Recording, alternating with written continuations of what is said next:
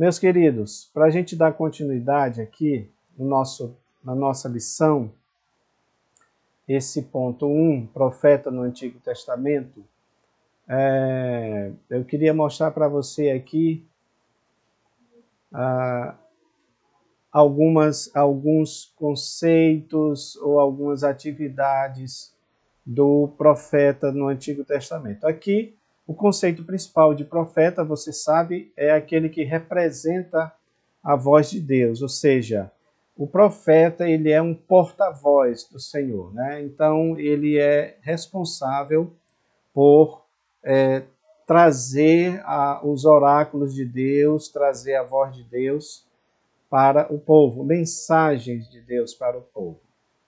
Mas ele tinha algumas outras atribuições, como, por exemplo, ele podia ungir e aconselhar reis. Eles também eram consultados por pessoas, né? Havia pessoas, principalmente reis, que consultavam os profetas. Uma coisa importante sobre os profetas é que eles eram também canônicos, ou seja, eles profetizavam os oráculos de Deus, as mensagens de Deus, de acordo com aquilo que Deus queria trazer para o povo de Israel. Claro que alguns desses profetas também contribuíram muito para o entendimento de Deus, ou seja, contribuíram bastante para aquilo que nós conhecemos hoje como nossa teologia sistemática. O exemplo de Isaías é bem claro sobre isso. Tem muita coisa teológica, né, de Isaías que ele traz, exatamente porque é uma forma de Deus se revelar para nós. Então é muito importante isso daí. Tanto é que os escritos deles são utilizados, muitas doutrinas que nós conhecemos, elas são também utilizadas, baseadas no que os profetas escreveram, em especial a questão da escatologia, porque como havia essa qualificação do profeta de ser preditivo, ou seja, de prever ou de preconizar ou de profetizar o que iria acontecer no futuro, então é muito importante que o que eles falaram, né, serviu para nós hoje na questão da construção dessas teologias, principalmente no caso da teologia escatológica, né, da teologia escatológica é muito importante para os nossos dias. Então, olha só, meus amados, eles eram, como falamos, canônicos, eles profetizaram de acordo com a vontade de Deus, não havia profecia que fosse da vontade do homem, exceto os falsos profetas. Mas no Novo Testamento a gente já vai ver essa diferença, porque eles falavam sobre inspiração do Espírito Santo de Deus, né? Sobre a influência do Espírito Santo de Deus, porém, eles se dirigiam mais às igrejas. Então, o profeta do Novo Testamento é aquele que se dirige especificamente mais à igreja, sendo que no Antigo Testamento os profetas de Deus eles se dirigiam mais para a nação de Israel propriamente dita, ainda que falasse diretamente para uma pessoa, mas com certeza aquilo se traduzia em algo maior em relação à nação de Israel, tá bom? Então, é muito importante que a gente entenda isso aqui. O nosso comentarista fala do ofício do profeta, que é algumas coisas que nós trouxemos aí para os irmãos, e na lição aqui, ele fala sobre a forma, o formato de Deus falar, exatamente quando o profeta diz, olha, veio a minha palavra do Senhor, ou então, assim diz o Senhor. Esse assim diz o Senhor é muito importante porque denota que não é palavra do profeta, mas é palavra de Deus, ou seja, é o próprio Deus quem está dizendo, não é? Então a gente tem que ter muito cuidado porque há pessoas que hoje se utilizam desse assim diz o Senhor, mas preciso saber se é o Senhor mesmo que está dizendo, tá? Então precisamos estar atentos em relação a isto.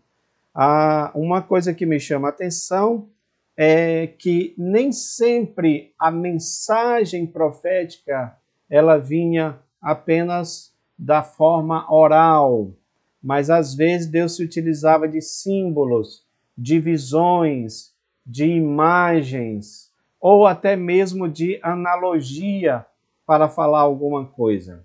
Como foi o caso do profeta Oséias, o qual Deus mandou que ele se casasse com uma mulher prostituta, exatamente para fazer disso daí uma analogia da nação de Israel que estava se prostituindo após outros deuses. Então, é só uma forma da gente entender como Deus falava naquela época, usando os seus profetas, tá bom? Essa questão de símbolos também, você tem alguma coisa disso no Novo Testamento, que nós vamos falar no caso de Ágabo, que foi aquele profeta que foi utilizado, Deus usou ele para mostrar que Paulo seria preso em Jerusalém, quando ele pega o cinto de Paulo, né, que era um tecido, então ele vai e se amarra o punho, os pés, para dizer, olha, vai acontecer essa mesma coisa com o dono deste cinto, né? Dizendo que Paulo seria preso quando chegasse em Jerusalém. Então, é uma forma também de profecia, tá bom? E aí, meus amados, a gente já entra aqui, depois eu vou voltar para esse gráfico que eu estou mostrando aqui para os irmãos, mas a gente já entra aqui nessa questão do profetismo. Porém, antes de entrar na questão do profetismo, eu acredito que você está acompanhando aí na sua tela, né? Eu gostaria de mostrar para os irmãos esse gráfico, que acredito que ficou interessante esse gráfico para a gente falar da questão dos profetas maiores e profetas menores, não é? Só lembrando aquilo que é sempre dito, porque ninguém gosta de se diminuir, não é verdade, irmãos? A gente tem mais aquela questão de querer, né? As pessoas, de maneira geral, é assim, né? De querer proeminência. Então, só para que a gente entenda, essa foi uma nomenclatura que os estudiosos colocaram, profetas menores, profetas maiores, mas no caso dos profetas maiores, eles são chamados por causa do volume de profecias, de textos escritos que eles deixaram. E, ora, é uma lógica, se o texto é longo, também denota, de certa forma, que o ministério desses profetas foi mais estendido do que os demais profetas, especialmente esses que a gente chama de profetas menores. Ou seja, por que menores? Porque eles deixaram um volume menor de profecias e textos escritos e provavelmente também porque o tempo de atividade deles também teria sido menor, tá? Mas ainda assim não diminui, porque eles também deixaram uma contribuição grande. Então nós temos aí os profetas maiores, Isaías, Jeremias, Ezequiel e Daniel. Também uma divisão que é importante que se diga em relação aos profetas é que eles são profetas literários, ou seja, aqueles profetas que deixaram alguma coisa escrita, ou também são chamados de profetas canônicos, que eles deixaram algo escrito, né? As profecias dele foram registradas. Eu acredito que esse é um aspecto muito importante da profecia que a gente precisa dar valor, porque a profecia que Deus utilizou desses homens está falando de algo em que o Senhor vem mostrando há muito tempo atrás. E isto dá respaldo para a palavra de Deus, porque ela é uma profecia. A palavra de Deus é uma profecia. Então ela precisa se cumprir, como tem se cumprido até os dias de hoje. E aí o registro desses profetas é importante, porque o que eles deixaram registrado, nós podemos olhar podemos estudar e podemos constatar que muita coisa que se cumpriu lá atrás também está se cumprindo nos dias de hoje, tá bom? Então são os profetas literários e os profetas não literários ou os profetas orais, ou seja, aqueles profetas que apenas tiveram a sua oralidade, mas eles não deixaram nada escrito, como colocamos aí no caso do profeta Eliseu, do profeta Elias, que foram profetas importantíssimos, tiveram participações importantes na questão de Israel, mas eles mesmos não deixaram nada escrito, né? Outros escreveram os seus, digamos assim, o que aconteceu com eles, né? As suas profecias e o que aconteceu com eles, tá bom? Então, meus amados, e aí nós entramos, então, nesse gráfico do profetismo. Esse gráfico aí está muito bom, tá bom, irmãos?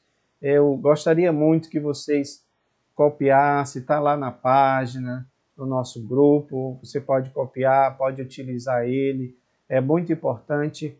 Eu fiz esse gráfico há um tempo atrás, mas eu acho muito interessante como as coisas vão criando contornos diferentes, né? Então a gente vai estudando e à medida que a gente vai estudando, Deus vai revelando, vai mostrando mais e aí a gente vai aprimorando mais aquilo que Deus nos dá. Então, olha só, esse gráfico aí está falando do profetismo. Profetismo, claro que eu estendi mais ainda, não é? Porque o profetismo foi uma época que aconteceu em Israel, tá bom? Então, na nossa lição ele fala sobre isso. Pelo menos tem 4 ou 5 características do profetismo. Primeiro, restaurar o monoteísmo, porque o povo já tinha possuído a terra, já estava em Canaã, mas infelizmente aconteceu aquilo que Moisés tinha predito quando disse que eles iam entrar na terra, mas eles iam se prostituir perante outros deuses. Então, Deus levanta esses profetas para restaurar o monoteísmo, ou seja, a adoração a um só Deus, aquilo que está lá em Deuteronômio 6, porque ele tinha falado: ouve, ó Israel, o Senhor nosso Deus é o único Deus. Você lembra disso? É o famoso Shema. Shema Israel. Então, ele está dizendo: ouve, Israel, o Senhor vosso Deus é único Senhor. Então, não era para adorar outros deuses, mas a nação toda estava indo adorando outros deuses e fazendo um sincretismo religioso.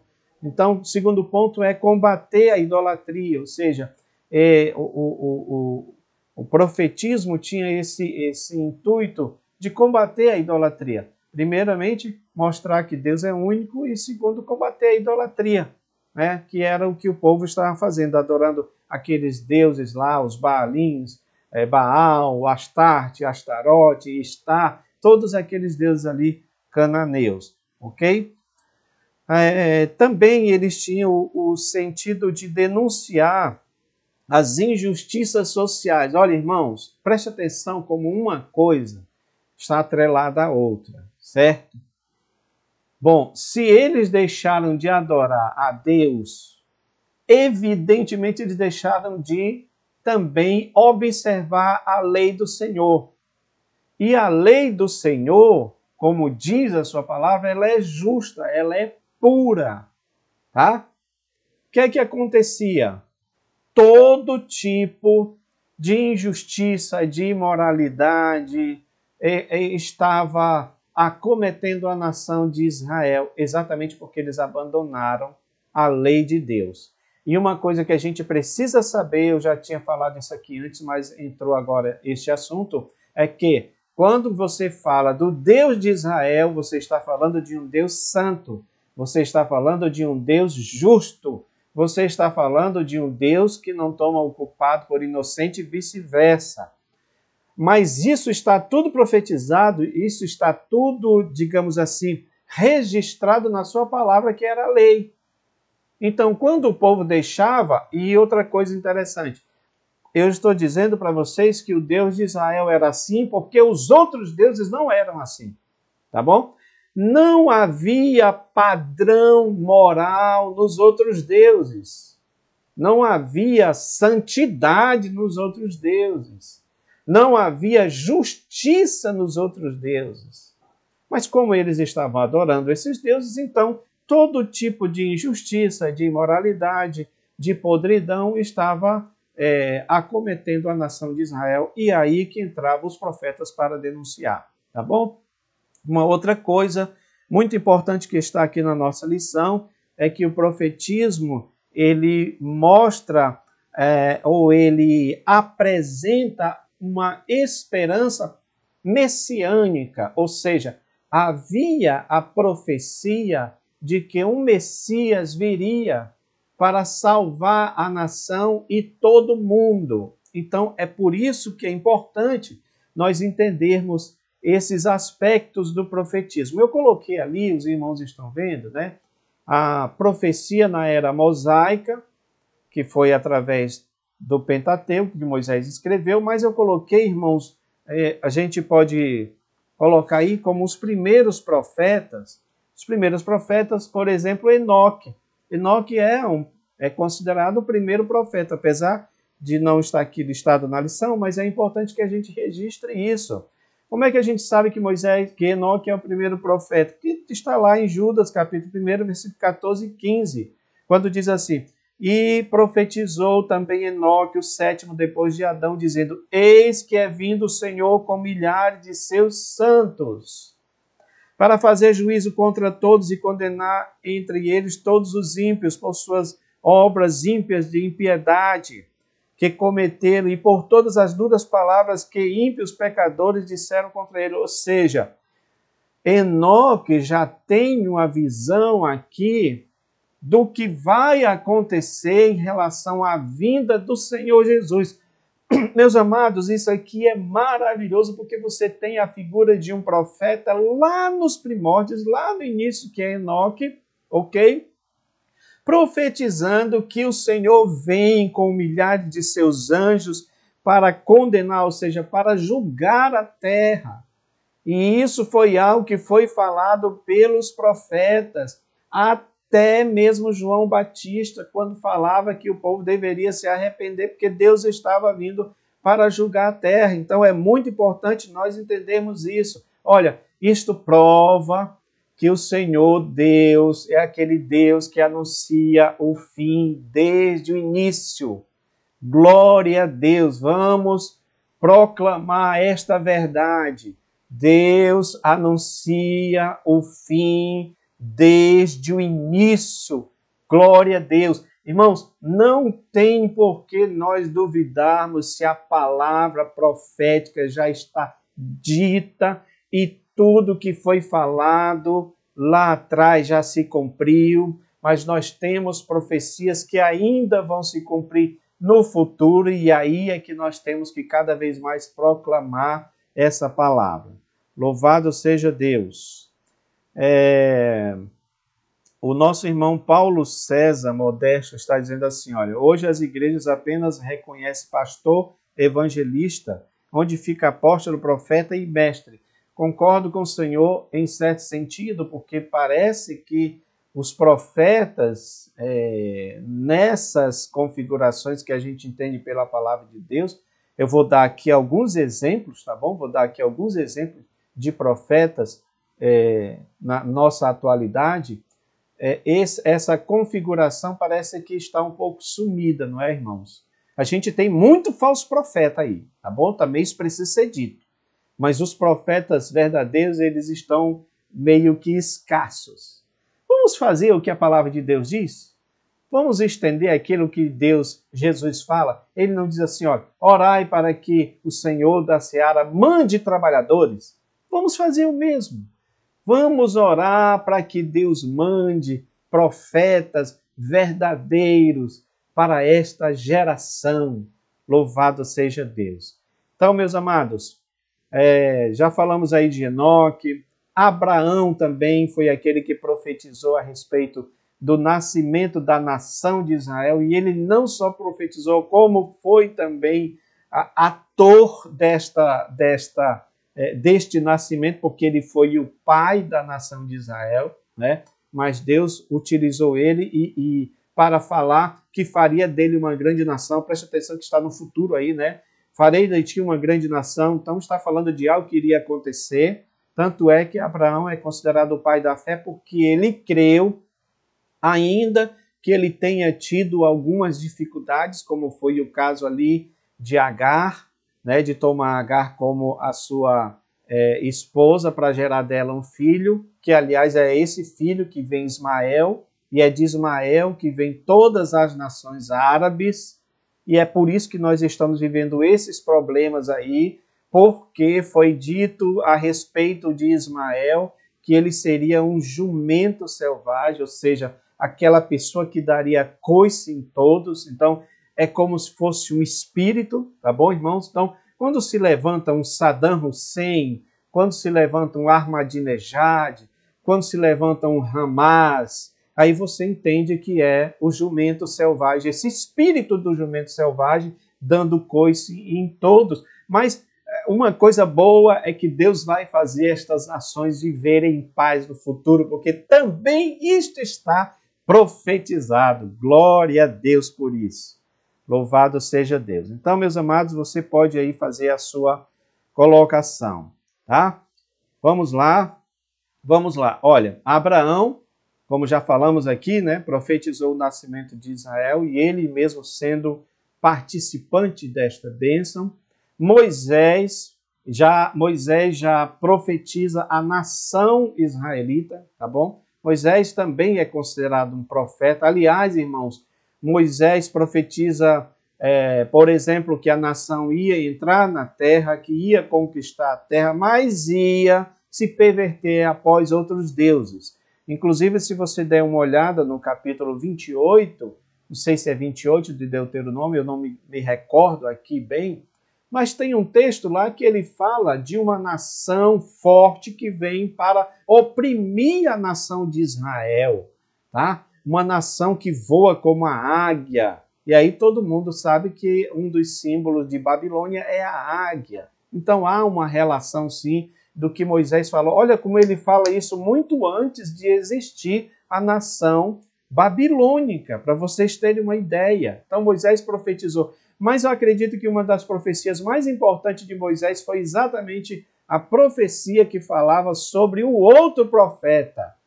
Ele diz que haveria um outro profeta igual a ele e a nação de Israel deveria ouvir este profeta sob pena de morrer se não ouvisse esse profeta, tá? É claro que alguns identificam como sendo Samuel, mas nós acreditamos que isto se encaixa melhor na pessoa de Jesus, já que Jesus tinha esses três ofícios: rei, sacerdote e profeta, tá bom? Meus amados, depois da era pós-mosaica, acompanhando aí o gráfico, você tem aí aquele momento da teocracia, onde você tem aí os juízes, né? Os juízes, a nação governada por juízes. Terminando esse período dos juízes, você tem aí, por exemplo, propriamente dita a instituição do profetismo, que é com Samuel sendo o último dos juízes e também profeta do Senhor. Profeta do Senhor. Samuel, de fato, ele é alguém que tem uma participação muito importante, porque ele profetiza também sobre Jesus. Ele fala sobre o justo que domina, haverá um justo que domina sobre os homens no temor de Deus. Ele está falando de Jesus, tá bom?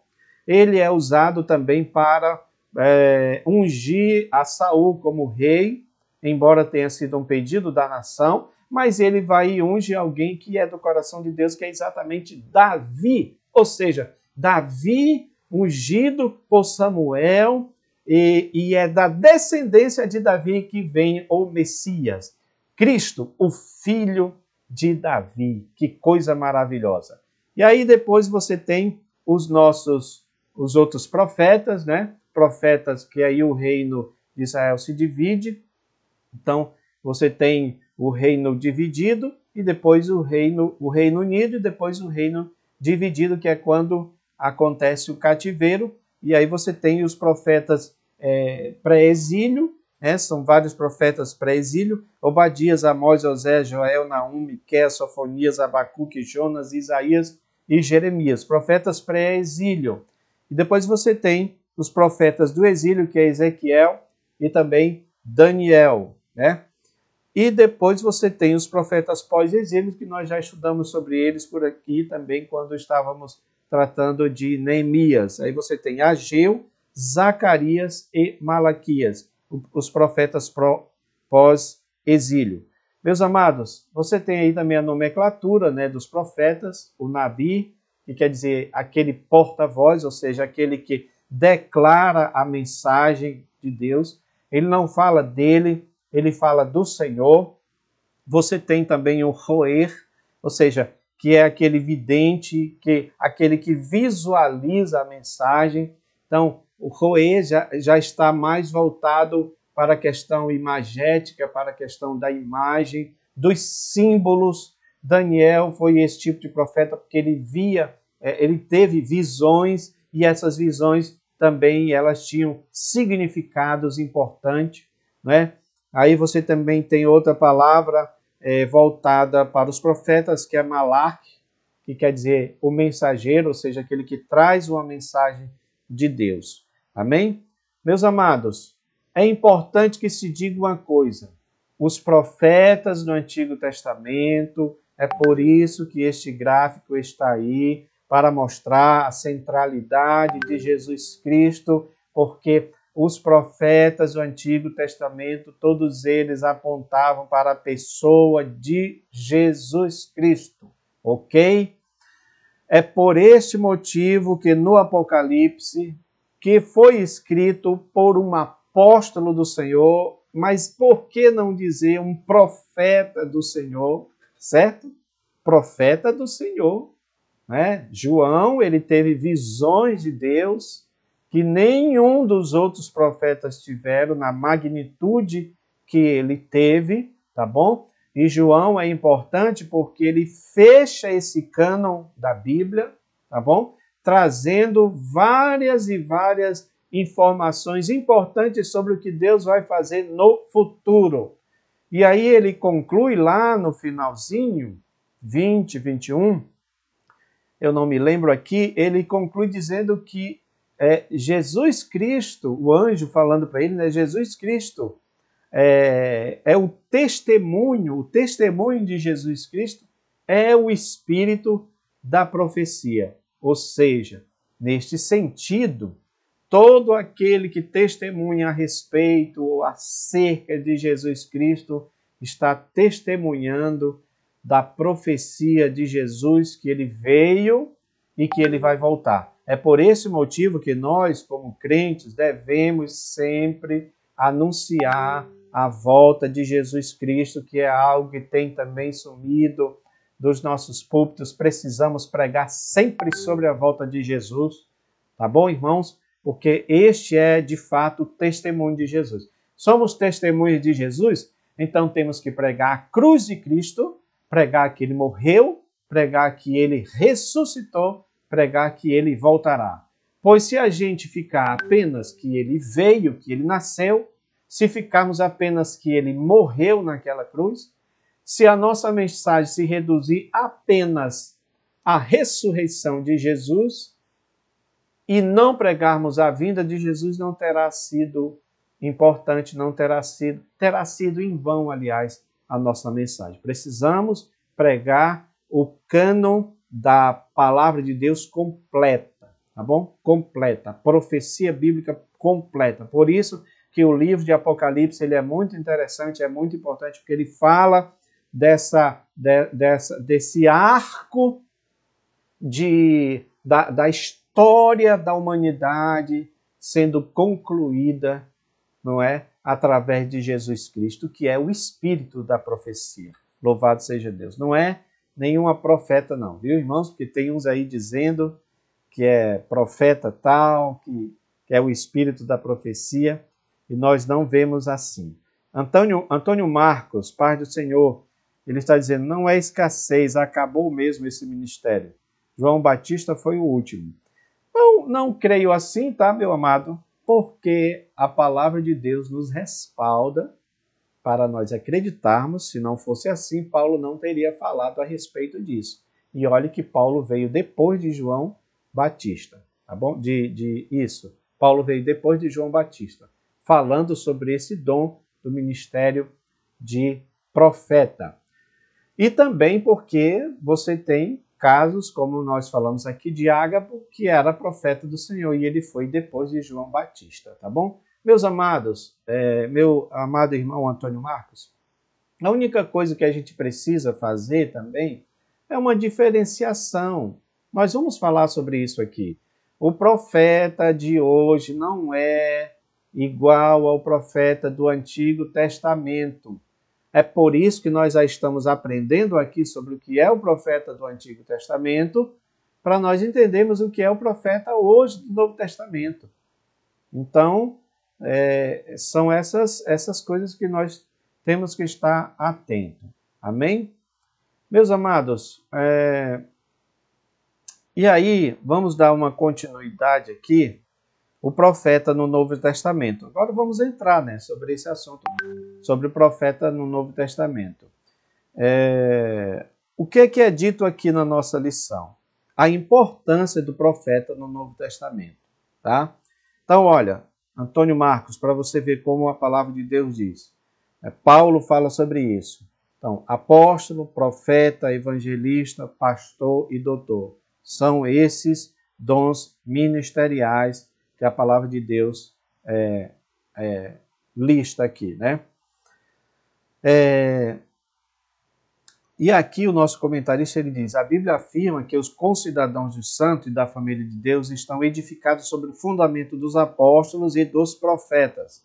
A palavra denota a importância do ministério de profeta na liderança da igreja do primeiro século, tá bom? Então, é importante que a gente entenda sobre essas coisas. E aí, o ofício do profeta neotestamentário. Eu coloquei aqui o gráfico, deixa eu ver se eu consigo mostrar para vocês aqui. Eu já tinha falado sobre ele, tá? Mas para a gente entender esse ponto aqui, meus amados, olha só.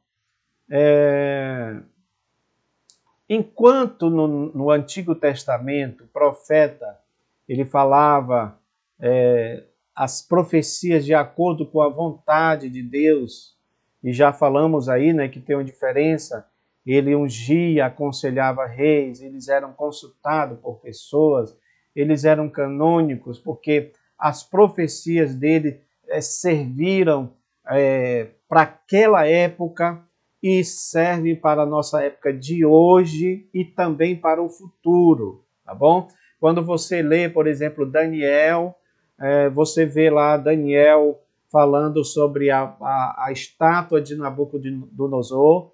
Então, aquela estátua ali, quando chega na parte das pernas da estátua e dos pés da estátua, você vê as pernas sendo feitas de ferro e os pés da estátua de ferro e barro. Então, ali o Império Romano, mas ele se estende para um futuro que ainda vai acontecer quando o anticristo tomar posse e o fato dos pés da estátua serem de ferro e de barro denota uma mistura de poderes, então, de ideologias, inclusive, tá bom?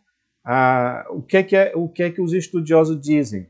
Então, o barro simboliza a questão da democracia, porque é maleável, a democracia, de certa forma, é maleável, e o ferro já é o contrário da democracia, ou seja, já é algo mais ditatorial, que é o que vai acontecer com o governo do anticristo. Então, entre outras coisas que a gente pode dizer aqui, que apontam para o futuro, meus irmãos. Os profetas faziam isso.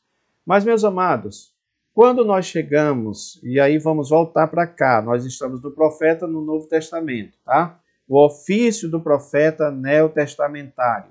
Então, olha só, a mensagem do profeta nos dias de hoje, ela tem que ser, como está aí, olha, proclamativa, preditiva e exortativa. Por que proclamativa? Porque ela vai proclamar a profecia bíblica. Como é isso, Enomi? vai anunciar a profecia bíblica. Porque a palavra de Deus diz que se não houver profecia, o povo se corrompe. E muita gente interpreta isso errado, achando que são esses profetas de hoje. Tem tanta banalização, tem gente fazendo live profética, não é isso? As pessoas atribuem esse versículo a isso. Não é isso. Se não houver proclamação da profecia, o povo se corrompe. A profecia canônica, ela já está profetizada, ninguém vai colocar mais nada em cima disso. Mas o que é que vai fazer? Proclamar a profecia. Então, se você dá uma olhada em Isaías 24, você vai ver lá um mini Apocalipse. Isaías 24 é um mini Apocalipse. O que é que está dizendo ali? Está falando da lua, do sol que vai escurecer, das estrelas que vão cair. Está falando de eventos que estão preditos lá no Apocalipse. O que é que o pregador de hoje faz? O que é que o profeta de hoje faz?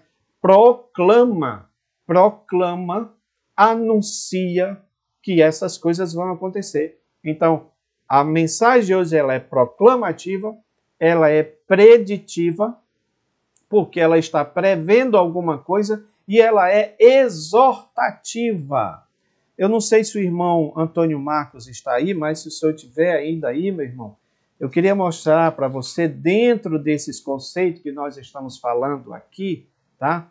Porque o que é um profeta? Estamos estudando sobre o que é o profeta no Novo Testamento. Então, nós podemos dizer o que é o profeta hoje. O que é o profeta hoje? Olha, falamos aí que a mensagem de hoje, né?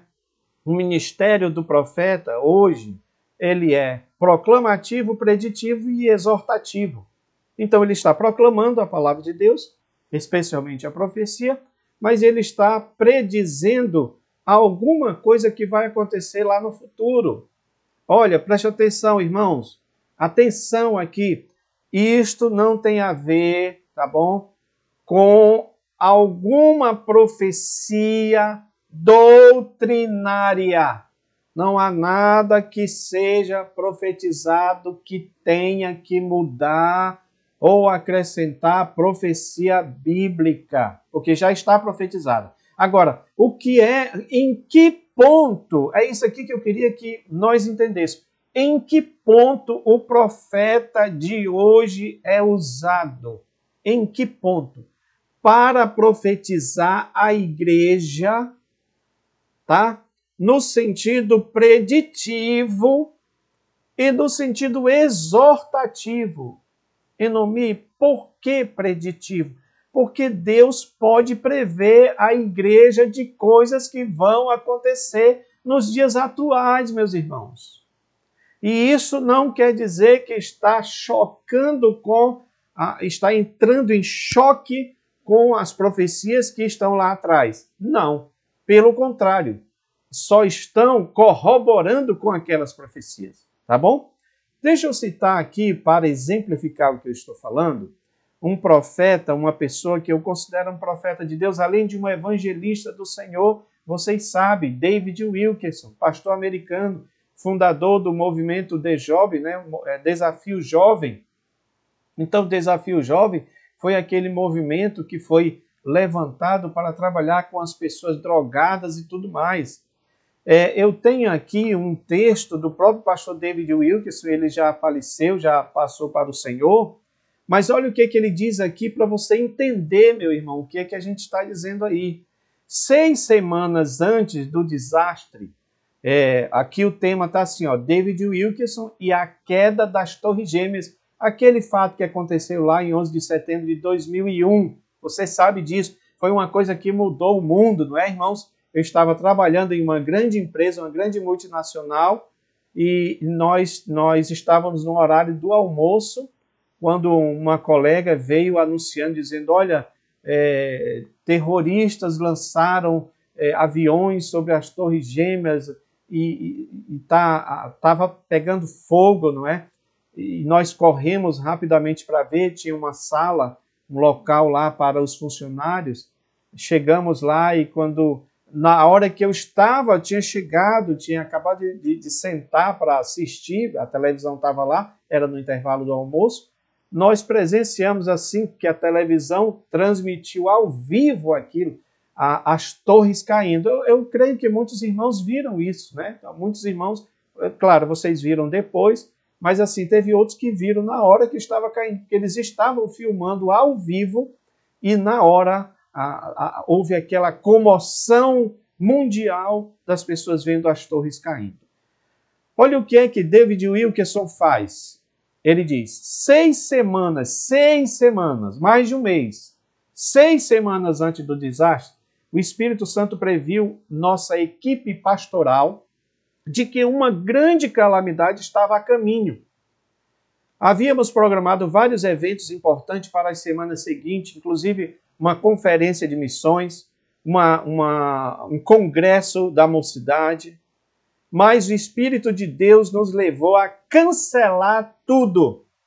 Em lugar disso, sentimos-nos impulsionados a convocar a igreja para orar. Olha aí, irmãos, preste atenção. Deus revela para o homem de Deus, para o profeta, para este profeta, que uma calamidade estava para acontecer, tá bom? Então ele diz assim, olha, decidimos ter reuniões de oração 4 noites por semana desde o início.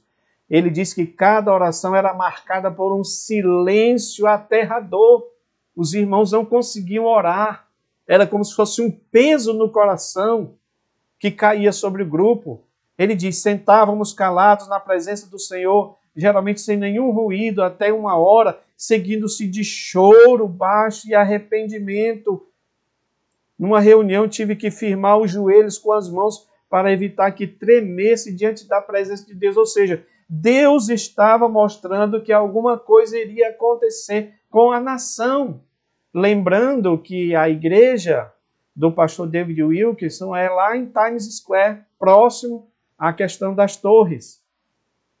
Durante esta visitação do Senhor, o Espírito Santo revelou que havia uma razão para o pranto em nossos corações.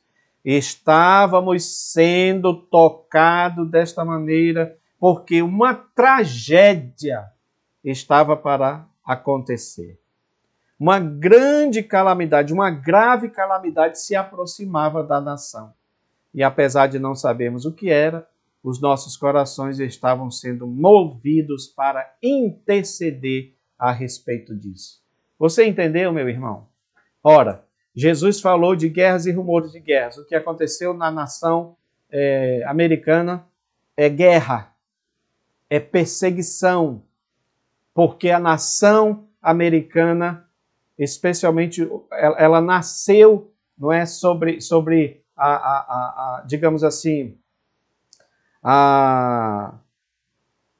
como é que nós podemos dizer? Ela nasceu sobre pessoas que eram tementes a Deus, que adoravam a Deus, crentes, homens de Deus, e também que protegiam a nação de Israel, que tinham grande relação com a nação de Israel. O que é que Satanás faz? Usando aqueles terroristas, vai lá e destrói aquelas torres. Mas Deus já tinha profetizado para esse homem aqui. Deus já tinha mostrado para esse homem.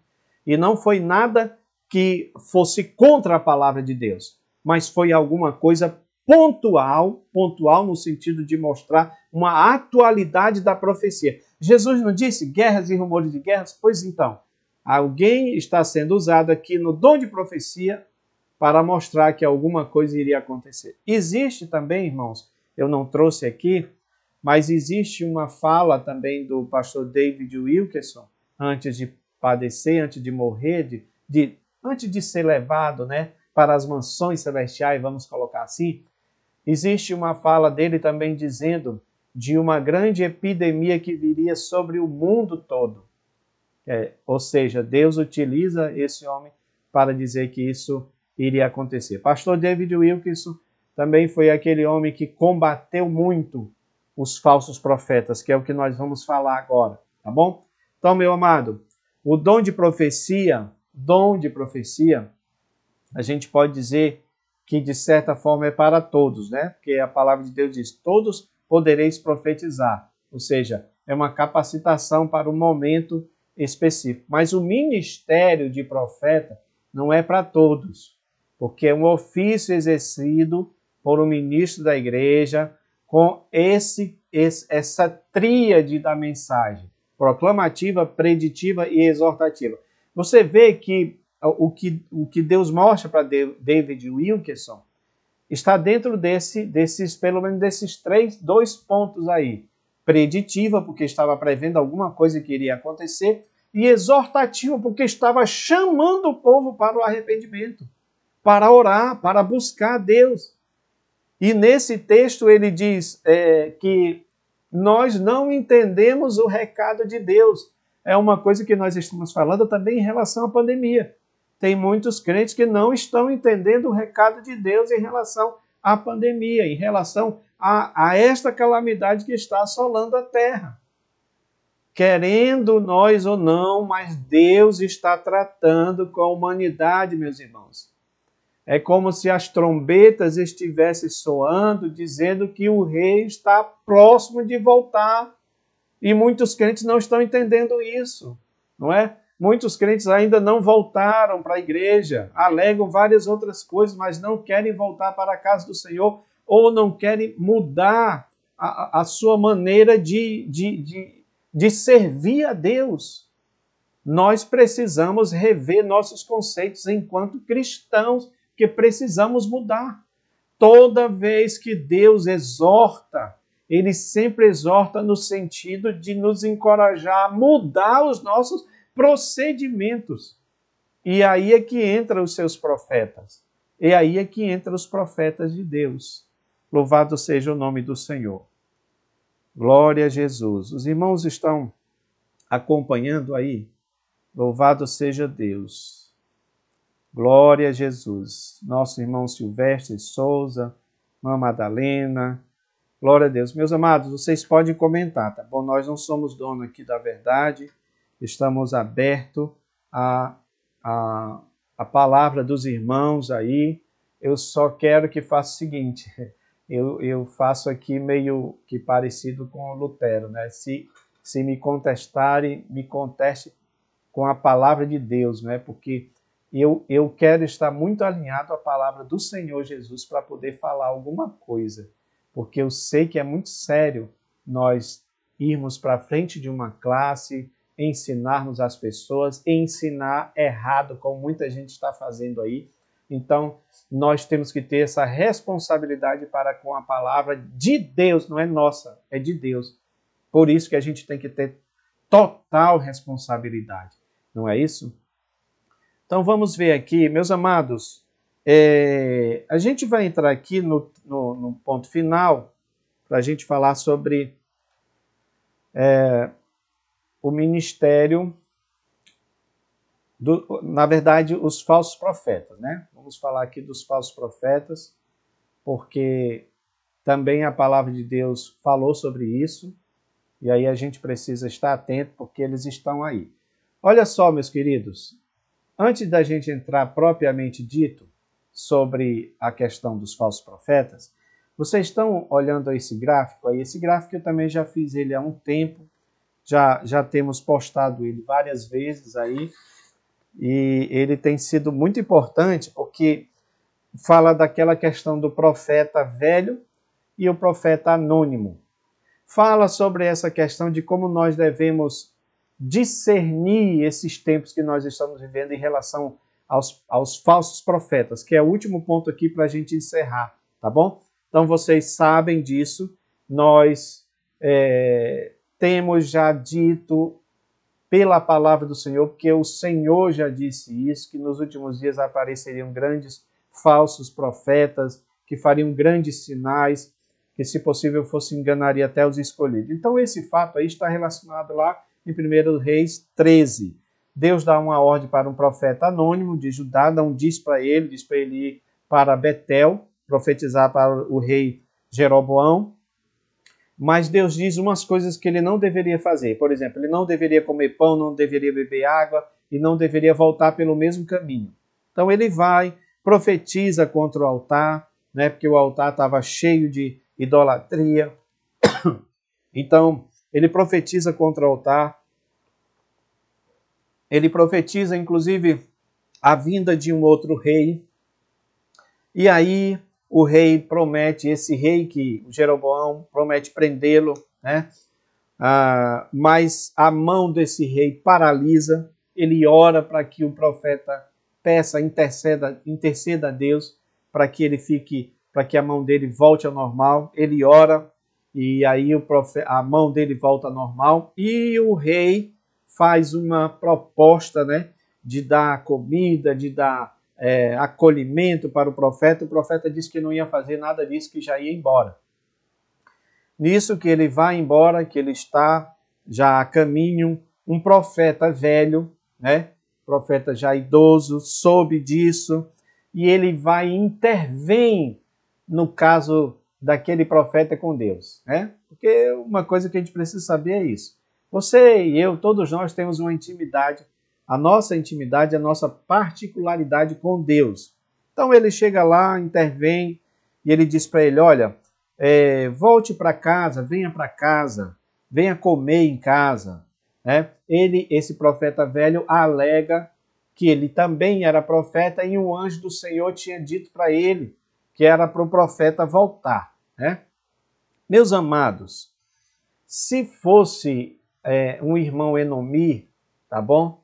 Com certeza aquele profeta velho ele seria enquadrado em uma coisa muito simples. Olha, profeta, respeito a sua idade, mas Deus revelou para o Senhor, Deus revelou para mim uma coisa, está revelando para o Senhor outra coisa? Por acaso Deus é Deus de confusão? Então, o profeta tinha que ter feito esse discernimento aí na hora, né? Mas ele não fez. Certamente, talvez por obediência, ou talvez por causa da idade do profeta. O certo é que ele desobedece a Deus e vai comer na casa do profeta velho. Né? Então Deus usa o próprio profeta velho, olha que coisa interessante, né, irmãos? Para avisar a esse profeta anônimo que ele morreria por ter desobedecido. Né? E que ele não seria sepultado no sepulcro dos seus pais. O que é que acontece? O profeta anônimo vai embora, e quando ele está indo pelo caminho, aparece aí um leão, né? E o profeta, então, é morto por esse leão, ele não é devorado. É interessante como acontecem essas coisas, né? Como Deus faz isso. Se a gente colocar aqui o jumento, ele pode ser considerado dentro da cadeia alimentar do leão, mas o leão não come o jumento, ou nem mata o jumento. Ele está lá, ele mata somente o profeta, porque foi digamos assim, uma ordem de Deus para aquele leão executar, não é, o seu juízo sobre o profeta. E o profeta velho chora, lamenta a morte do profeta anônimo, leva o corpo dele para enterrar entre os seus filhos. Não é, irmãos? Quando a gente lê a história desse profeta velho, é uma coisa terrível. Mas olha, o que a gente pode aprender com isso para nós hoje? Primeiro, nossa fé e obediência será testada no ministério, viu? Em todo, independente, aqui é expansivo para todos. Nossa fé vai ser testada no ministério. Segunda coisa, devemos obedecer aos comandos da palavra de Deus, ao que está escrito, e não podemos arredar o pé dela. Não podemos nos afastar.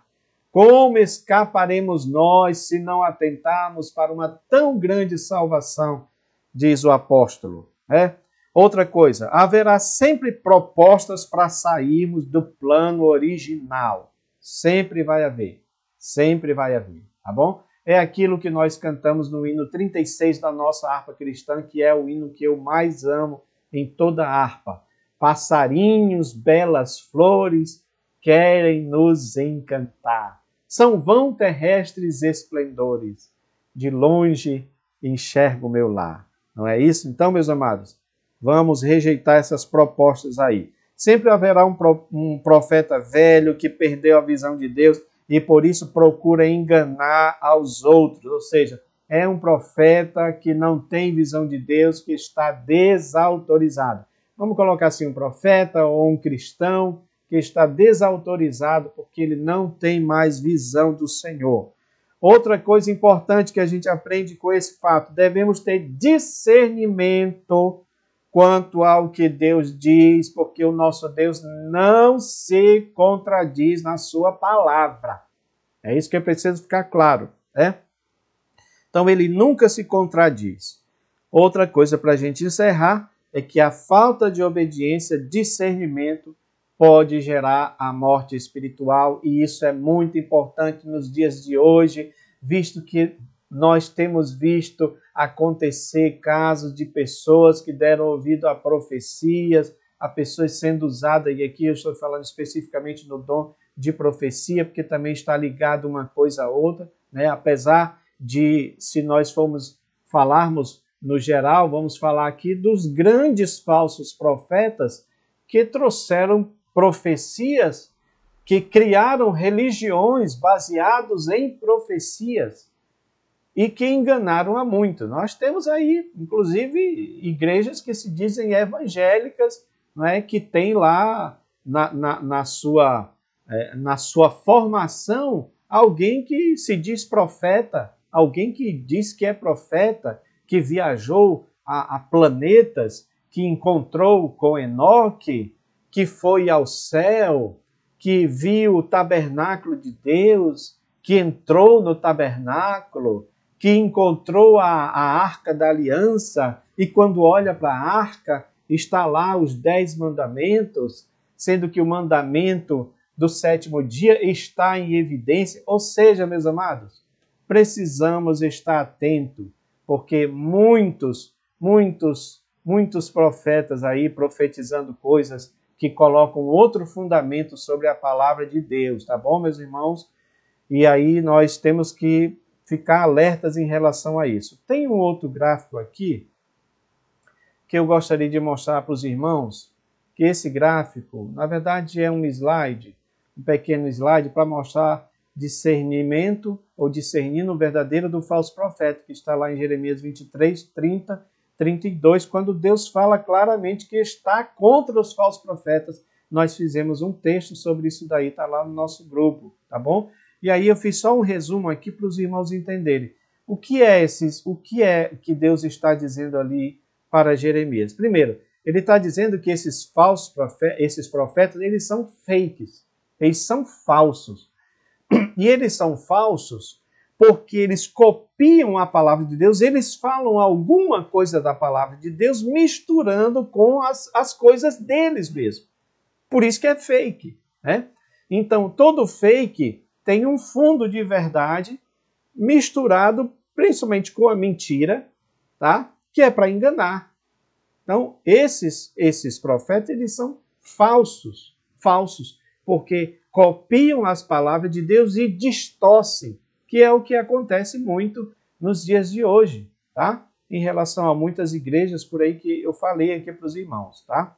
Segundo ponto, dentro de Jeremias 23, 30, 32, esses profetas, eles declaram profecias da sua própria vontade, ou seja, como eles não têm comunhão com Deus, como eles não foram autorizados por Deus, como eles não têm o dom verdadeiramente de profeta, então eles profetizam a sua própria vontade. Acontece muito nos dias de hoje? Sim, acontece muito.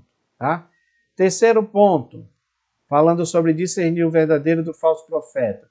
O falso profeta é aquele que profetizava sonhos mentirosos.